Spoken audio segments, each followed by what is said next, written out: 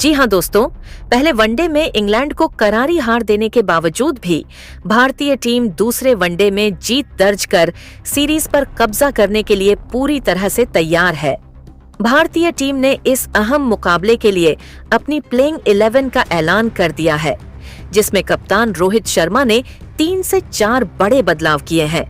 इस बार टीम में ऐसे घातक खिलाड़ियों को शामिल किया गया है जो अपनी शानदार फॉर्म और बेहतरीन प्रदर्शन से इंग्लैंड को एक बार फिर से मात देने के लिए पूरी तरह तैयार है। भारतीय टीम की यह नई प्लेइंग 11 न केवल मजबूत नजर आ रही है, बल्कि इसमें संतुलन भी साफ दिखाई दे रहा है। बल्लेबाजी क्रम में ऐसे खिलाड़ी मौजूद हैं जो किसी भी गेंदबाजी आक्रमण को ध्वस्त करने की क्षमता रखते हैं। वहीं गेंदबाजी आक्रमण को और भी खतरनाक बना दिए है, ताकि इंग्लैंड को किसी भी तरह से वापसी का मौका न मिले। कप्तान रोहित शर्मा और कोच गौतम गंभीर ने इस मैच में कुछ अहम फैसले लिए हैं, जिससे भारतीय टीम पहले मुकाबले की तरह ही इंग्लैंड को पूरी तरह बैकफुट पर धकेलने की कोशिश करेगी। हालांकि इस मुकाबले में इंग्लैंड की टीम भी जीत के लिए अपनी पूरी ताकत झोंक देंगे है। पहला वनडे गंवाने के बाद इंग्लैंड की टीम किसी भी हाल में वापसी करना चाहेगी और इसके लिए उन्होंने नई रणनीति तैयार की है। इंग्लैंड की टीम की सबसे बड़ी खासियत उसकी फाइटिंग स्पिरिट है, यानी जब भी वे मुश्किल में होते हैं तो और भी खतरनाक होकर वापसी करने की क्षमता रखते हैं। ऐसे में भारतीय टीम को इस मुकाबले में पूरी सतर्कता बरतनी होगी, क्योंकि इंग्लैंड एक ऐसी टीम है जो पिछली हार को भूलकर मजबूत वापसी के लिए जानी जाती है। इस मुकाबले में भारत के लिए सबसे बड़ी चुनौती होगी इंग्लैंड के आक्रामक बल्लेबाजों को जल्दी पवेलियन भेजना और उनके गेंदबाजों के खिलाफ ठोस शुरुआत करना। भारत के पास इस समय बेहतरीन फॉर्म में चल रहे बल्लेबाज और घातक गेंदबाज हैं, जो इंग्लैंड को दोबारा पटखनी देने के लिए पूरी तरह तैयार है। अगर टीम इंडिया इस मुकाबले में भी अपना पिछला प्रदर्शन दोहराने में सफल रहती है, तो निश्चित रूप से यह सीरीज भारत के नाम होगी। जी हाँ दोस्तों, इस वीडियो में जानेंगे कि भारत टीम की इस दूसरे वनडे मैच के लिए प्लेइंग 11 में किन किन खिलाड़ियों को मौका दिया गया है और दूसरा वनडे मैच कब, कहां और कितने बजे से शुरू होगा। इसके अलावा दोस्तों, दोनों टीमों की हेड टू हेड रिकॉर्ड के साथ साथ पिच पर भी चर्चा करेंगे। लेकिन दोस्तों, इससे पहले अगर आप भी चाहते हो कि इस दूसरे वनडे मैच में टीम इंडिया जीतकर सीरीज अपने नाम करे, तो इस वीडियो को एक लाइक जरूर करें। जी हाँ दोस्तों, आपको बता दें कि भारत और इंग्लैंड के बीच दूसरा वनडे मैच 9 फरवरी 2025 को दोपहर 1:30 से खेला जाएगा। यह मुकाबला बाराबाती क्रिकेट स्टेडियम कटक में आयोजित होगा, जहां दोनों टीमें अपनी पूरी ताकत के साथ मैदान में उतरेंगी। अगर आप इस मैच को लाइव देखना चाहते हैं, तो डिज्नी प्लस हॉटस्टार और स्टार स्पोर्ट्स चैनल पर इस मुकाबले का सीधा प्रसारण किया जाएगा। अब दोस्तों, अगर हम पिच रिपोर्ट की बात करें, तो कटक का यह मैदान बल्लेबाजों के लिए स्वर्ग माना जाता है। यहाँ की पिच आमतौर पर सपाट होती है, जिसका मतलब है कि बल्लेबाजों को स्ट्रोक खेलने में कोई परेशानी नहीं होती। इस पिच पर बड़े स्कोर बनते हैं और हाई स्कोरिंग मुकाबले देखने को मिलते हैं। अगर कोई टीम पहले बल्लेबाजी करती है, तो उसे कम से कम 830 या फिर 300 रन का लक्ष्य सेट करने की कोशिश करनी चाहिए, क्योंकि दूसरी पारी में भी बल्लेबाजी आ बनी रहती है। लेकिन गेंदबाजों के लिए ये पिच थोड़ी चुनौतीपूर्ण साबित होती है। तेज गेंदबाजों को शुरुआत के कुछ ओवरों में हल्की मदद मिल सकती है, खास तौर पर नई गेंद के साथ स्विंग और सीम मूवमेंट देखने को मिल सकती है। लेकिन जैसे जैसे गेंद पुरानी होती जाती है, तेज गेंदबाजों के लिए मुश्किलें बढ़ती जाती हैं। स्पिन गेंदबाजों की बात करें, तो यह पिच उन्हें शुरुआत में ज्यादा मदद नहीं देती, लेकिन जैसे जैसे गेंद पुरानी होती है, पिच पर टर्न मिलना शुरू हो जाता है। खासकर दूसरी पारी में स्पिनर्स को कुछ मदद मिलने की संभावना रहती है। हालांकि बल्लेबाज अगर सेट हो जाते हैं, तो उनके लिए स्पिनर्स को खेलना भी आसान हो जाता है। चलिए दोस्तों, अब बात करते हैं दूसरा वनडे मैच के लिए भारतीय टीम की प्लेइंग 11 के बारे में। तो दोस्तों, आपको बता दें कि इस प्लेइंग 11 में पहले नंबर पर शुभमन गिल को शामिल किया गया है। जी हाँ दोस्तों भारतीय टीम ने दूसरे वनडे मैच के लिए अपनी प्लेइंग 11 में बड़ा बदलाव करते हुए ओपनिंग जोड़ी में फेरबदल किया है। जहां पहले वनडे में रोहित शर्मा के साथ यशस्वी जायसवाल को ओपनिंग का मौका दिया गया था, वहीं इस बार उनकी जगह टीम ने युवा और इनफॉर्म बल्लेबाज शुभमन गिल को शामिल करने का फैसला किया है। कप्तान रोहित शर्मा और टीम मैनेजमेंट ने यह बदलाव जायसवाल की खराब बल्लेबाजी को देखते हुए किया है। पहले वनडे में यशस्वी जायसवाल बड़ा स्कोर बनाने में नाकाम रहे थे, जिसके चलते उन्हें प्लेइंग 11 से बाहर कर दिया गया है।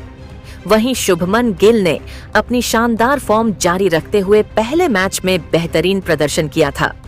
शुभमन गिल ने कुल 96 गेंदों पर शानदार 87 रन की दमदार पारी खेली थी, जिसने टीम इंडिया की जीत में अहम भूमिका निभाई। उनकी इस पारी ने यह साबित कर दिया कि वह इंग्लैंड के मजबूत गेंदबाजी आक्रमण का डटकर सामना करने की पूरी क्षमता रखते हैं। शुभमन गिल की सबसे बड़ी ताकत उनकी तकनीकी दक्षता और निरंतरता है। उन्होंने कई मौकों पर यह दिखाया है कि वह दबाव में भी बड़ी पारियां खेलने में सक्षम है। इंग्लैंड के खिलाफ पहले वनडे में भी उन्होंने संयम और आक्रामकता का बेहतरीन मिश्रण दिखाया था। ऐसे में कप्तान रोहित शर्मा ने यह फैसला ली है कि दूसरे वनडे में शुभमन गिल ही पारी की शुरुआत करेंगे और उनके साथ खुद रोहित शर्मा ओपनिंग करने उतरेंगे। वही दोस्तों इसके बाद इस प्लेइंग 11 में दूसरे नंबर पर कप्तान रोहित शर्मा खुद खेलते हुए नजर आएंगे। जी हाँ दोस्तों, जिस उम्मीद के साथ भारतीय कप्तान रोहित शर्मा इंग्लैंड के खिलाफ वनडे सीरीज में उतरे थे, वह अब तक उस पर खरे नहीं उतर पाए हैं। फैंस को उम्मीद थी कि हिटमैन अपने बल्ले से बड़ा धमाका करेंगे और एक शानदार शतक जड़े, लेकिन पहले वनडे में रोहित का प्रदर्शन निराशाजनक रहा। वह इंग्लैंड के गेंदबाजों के खिलाफ लय में नजर नहीं आए और सस्ते में ही पवेलियन लौट गए। रोहित शर्मा का इस तरह फ्लॉप होना न सिर्फ उनके लिए बल्कि पूरी टीम इंडिया के लिए भी चिंता का विषय है, खासकर जब चैंपियंस ट्रॉफी जैसे बड़े टूर्नामेंट की तैयारी चल रही हो। बतौर कप्तान रोहित पर दोहरी जिम्मेदारी होती है, एक और उन्हें टीम का नेतृत्व करना होता है, तो दूसरी ओर बल्लेबाजी में अपनी अहम भूमिका भी निभानी होती है। लेकिन अगर उनका बल्ला खामोश रहता है तो यह भारतीय टीम की रणनीति के लिए एक बड़ा झटका साबित हो सकता है। अब जब दूसरा वनडे मुकाबला करीब है तो रोहित शर्मा के पास खुद को साबित करने का बेहतरीन मौका होगा। उन्हें इस मैच में न केवल एक बड़ी पारी खेलनी होगी बल्कि यह भी दिखाना होगा कि वह अब भी भारतीय बल्लेबाजी की सबसे मजबूत कड़ी है। इंग्लैंड के गेंदबाज जरूर उन्हें जल्दी आउट करने की योजना बनाएंगे, लेकिन रोहित अगर अपनी क्लासिक बल्लेबाजी का जलवा बिखेरते हैं तो न सिर्फ अपनी फॉर्म में वापसी कर सकते हैं बल्कि टीम इंडिया को सीरीज जीतने के और करीब भी ले जा सकते हैं।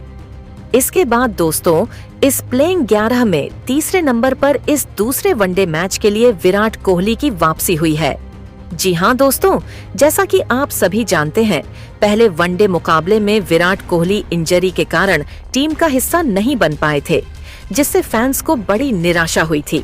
लेकिन अब टीम इंडिया के लिए एक राहत की खबर सामने आई है। विराट कोहली पूरी तरह से फिट हो चुके हैं और दूसरे वनडे मैच में अपनी शानदार बल्लेबाजी करते हुए नजर आएंगे।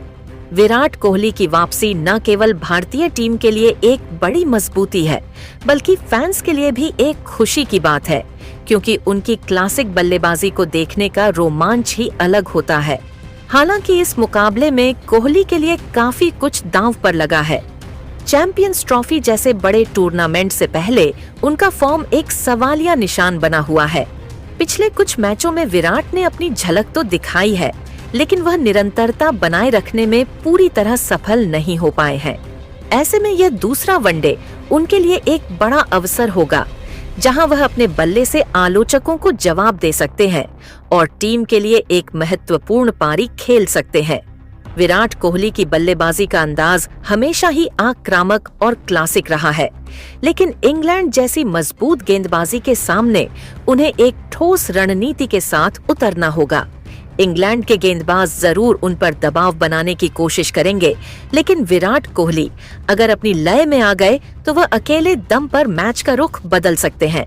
वही दोस्तों, इसके बाद इस प्लेइंग 11 में चौथे नंबर पर श्रेयस को बाहर करने इनके जगह पर ऋषभ पंत को शामिल किया गया है।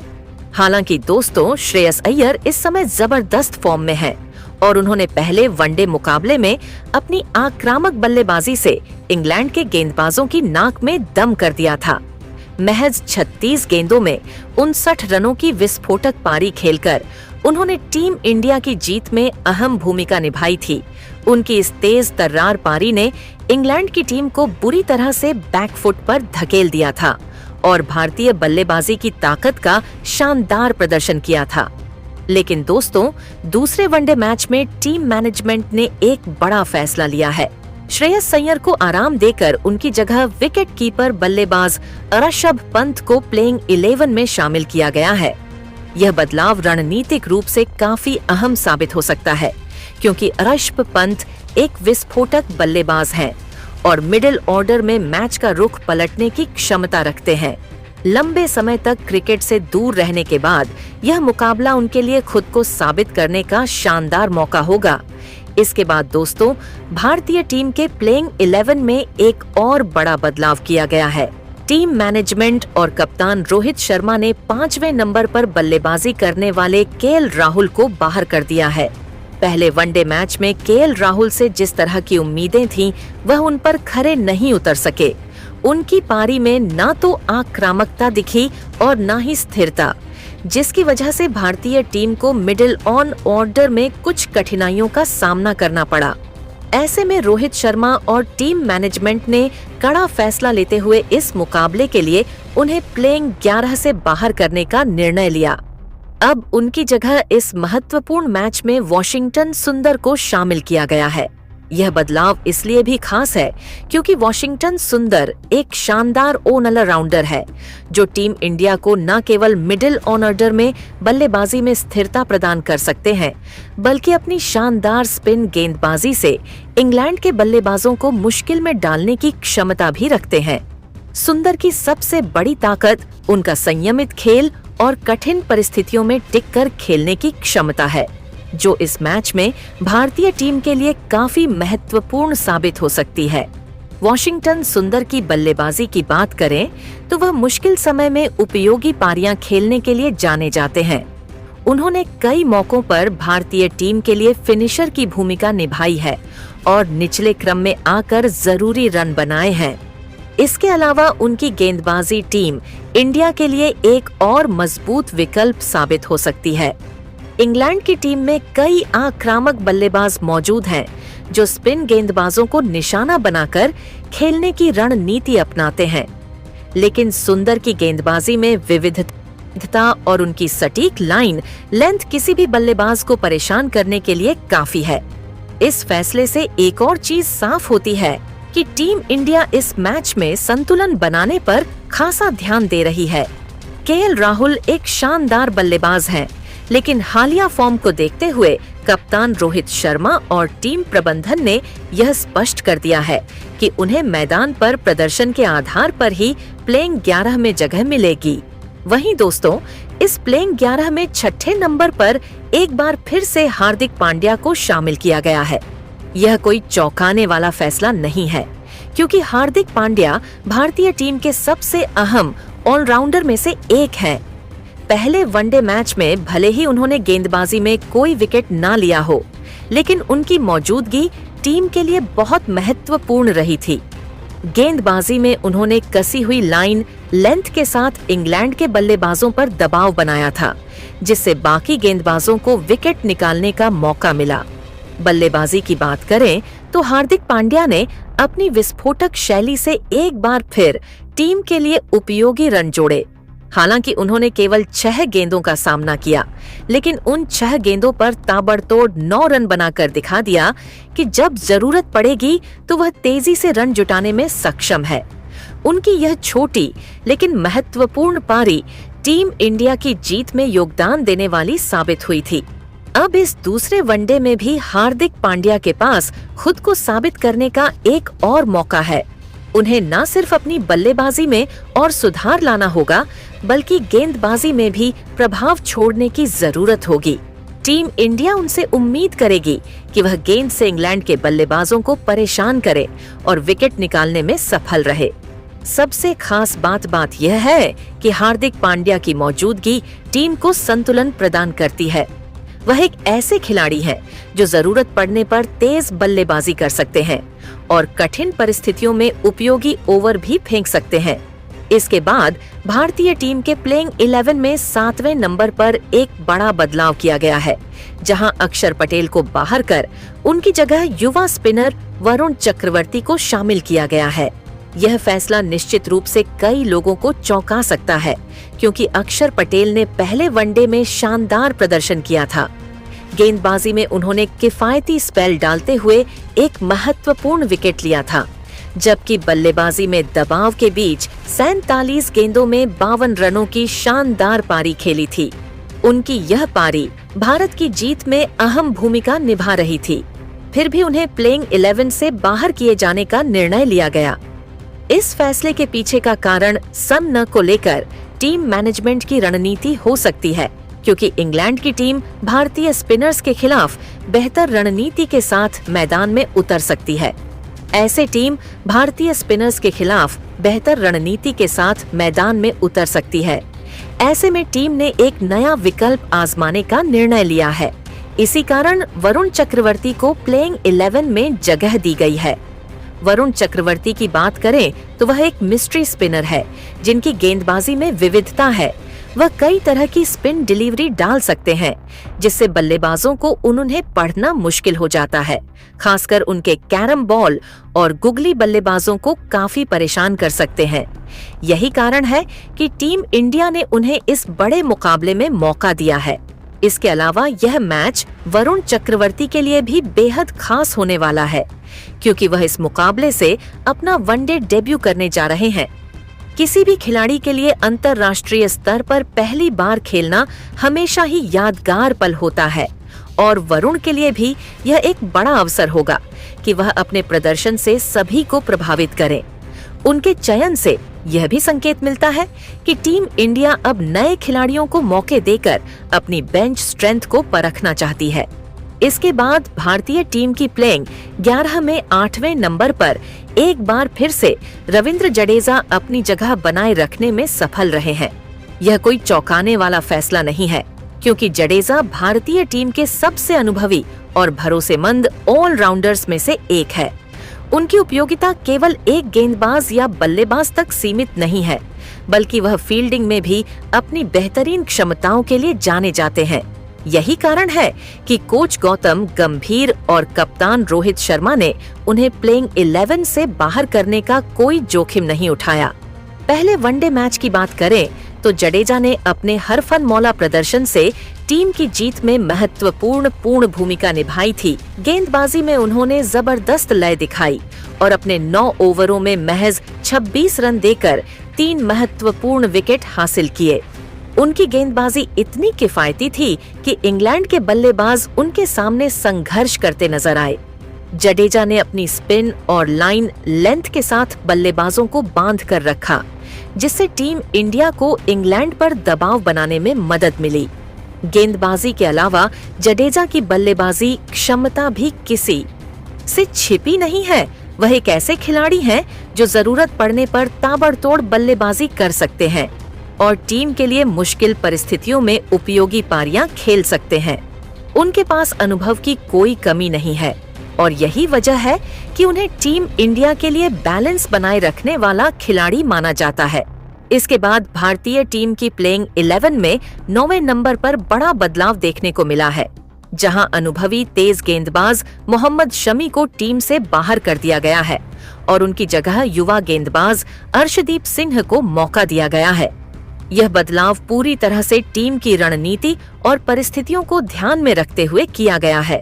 बताया जा रहा है कि मोहम्मद शमी चोट के चलते इस दूसरे वनडे से बाहर हो गए हैं, जिसके कारण टीम मैनेजमेंट को यह अहम फैसला लेना पड़ा। पहले वनडे की बात करें तो शमी ने कुल 8 ओवरों की गेंदबाजी की थी, जिसमें उन्होंने 38 रन देकर सिर्फ 1 विकेट हासिल किया था। ये आंकड़े शमी के लिए बहुत प्रभावशाली नहीं थे, क्योंकि उनसे उम्मीद की जा रही थी कि वह इंग्लैंड के मजबूत बल्लेबाजों पर ज्यादा दबाव बनाएंगे। हालांकि उनकी चोट ने टीम को मजबूर किया कि वे प्लेइंग 11 में बदलाव करें और इसी के चलते अर्शदीप सिंह को टीम में शामिल किया गया।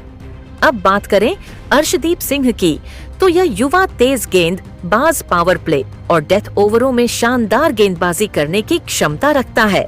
उनकी सबसे बड़ी ताकत उनकी स्विंग गेंदबाजी और अंतिम ओवरों में यॉर्कर डालने की कला है। यही कारण है कि कप्तान रोहित शर्मा और टीम मैनेजमेंट ने अर्शदीप पर भरोसा जताते हुए उन्हें इस अहम मुकाबले में मौका दिया है। अर्शदीप की गेंदबाजी में वह विविधता है जो किसी भी बल्लेबाजी क्रम को तोड़ने की क्षमता रखती है।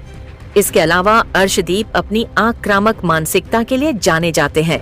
वह कभी भी दबाव में नहीं आते और बड़े मंच पर खुद को साबित करने की पूरी क्षमता रखते हैं। उनका T20 फॉर्म काफी शानदार रहा है और अब वनडे में भी वह खुद को साबित करने के लिए पूरी तरह तैयार होंगे। इस मैच में अर्शदीप पर बड़ी जिम्मेदारी होगी कि वह शुरुआती ओवरों में इंग्लैंड के सलामी बल्लेबाजों पर दबाव बनाए और अंतिम ओवरों में रन गति को नियंत्रित करे। इसके बाद भारतीय टीम की प्लेइंग 11 में 10वें नंबर पर एक बार फिर से हर्षित राणा को शामिल किया गया है। जी हाँ दोस्तों, इस युवा तेज गेंदबाज ने पहले वनडे मैच में अपने डेब्यू के साथ ही शानदार प्रदर्शन कर सभी को प्रभावित किया था। डेब्यू मैच का दबाव होने के बावजूद हर्षित राणा ने बेहतरीन गेंदबाजी करते हुए 3 महत्वपूर्ण विकेट झटके थे, जिससे उन्होंने अपने अंतर्राष्ट्रीय करियर की एक यादगार शुरुआत की। उनका प्रदर्शन इतना प्रभावशाली था कि इंग्लैंड के बल्लेबाज उनकी स्विंग और गति के आगे टिक नहीं पाए। अब हर्षित राणा के सामने एक नई चुनौती होगी। पहला मैच किसी भी युवा खिलाड़ी के लिए यादगार होता है, लेकिन असली परीक्षा तब होती है जब उसे अपने प्रदर्शन को दोहराना होता है। अगर वह इस दूसरे वनडे में भी अपनी सटीक लाइन और लेंथ से इंग्लैंड के बल्लेबाजों पर दबाव बना ना सके, तो यह उनके करियर के लिए और भी अच्छा साबित होगा। इसके अलावा हर्षित राणा की सबसे बड़ी ताकत उनकी आक्रामकता और आत्मविश्वास है। उन्होंने पहले वनडे में दिखाया कि वह बिना किसी डर के गेंदबाजी कर सकते हैं और बड़े बल्लेबाजों को भी परेशानी में डाल सकते हैं। उनकी गति और स्विंग खासकर नई गेंद से किसी भी बल्लेबाज के लिए मुश्किलें पैदा कर सकती हैं। यही कारण है कि टीम मैनेजमेंट को उनसे इस दूसरे वनडे में भी बेहतरीन प्रदर्शन की उम्मीद होगी। इसके बाद भारतीय टीम की प्लेइंग 11 में 11वें नंबर पर एक बार फिर से कुलदीप यादव को मौका दिया गया है।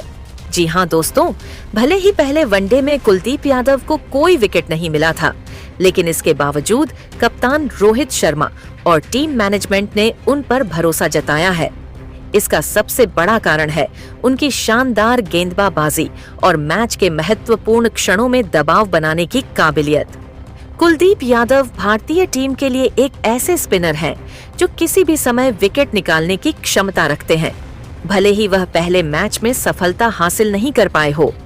पहले वनडे में कुलदीप यादव ने अपनी गुगली और फ्लिपर से इंग्लिश बल्लेबाजों को कई बार परेशान किया था, लेकिन किस्मत ने उनका साथ नहीं दिया और कई बार उनके द्वारा फेंकी गई बेहतरीन गेंदों पर भी विकेट नहीं मिले। हालांकि उनके स्पेल ने इंग्लैंड के बल्लेबाजों को खुलकर खेलने का मौका नहीं दिया और उनकी कसी हुई गेंदबाजी ने दूसरे गेंदबाजों को विकेट लेने में मदद की। इसी रणनीति को ध्यान में रखते हुए कप्तान रोहित शर्मा ने कुलदीप यादव को इस दूसरे वनडे मैच में भी शामिल किया है। अगर कुलदीप यादव की हालिया फॉर्म की बात करें तो वह लगातार अच्छा प्रदर्शन कर रहे हैं और उनकी गेंदबाजी में पहले से ज्यादा धार देखने को मिल रही है। उन्होंने पिछले कुछ महीनों में अपने प्रदर्शन से यह साबित कर दिया है कि वह टीम इंडिया के स्पिन आक्रमण के प्रमुख सदस्य हैं। उनकी गुगली और चाइना मैन गेंदबाजी बल्लेबाजों के लिए समझना आसान नहीं है और इसी कारण से वह किसी भी पिच पर खतरनाक साबित हो सकते हैं। तो दोस्तों, आपको यह प्लेइंग 11 कैसा लगा? आप कमेंट करके हमें जरूर अपनी राय दीजिए। तब तक के लिए जय हिंद।